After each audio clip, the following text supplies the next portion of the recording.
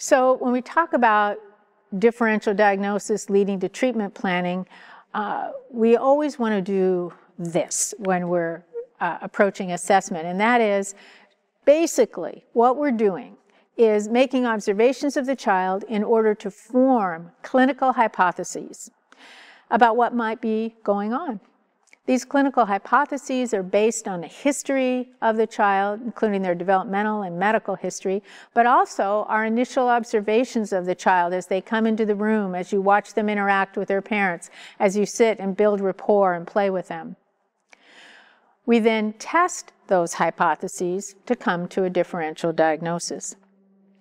The clinical goal is to determine the relative contribution of motor processing impairment, especially when we suspect childhood apraxia of speech, so that we can make appropriate treatment decisions.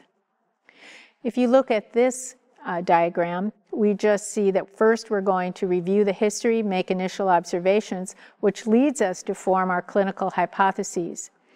We then have to test those hypotheses, and soon I'll be talking about how do we choose specific tasks, maybe standardized tests, to help us test those hypotheses. Those choices are important because we need to be efficient in the use of our time.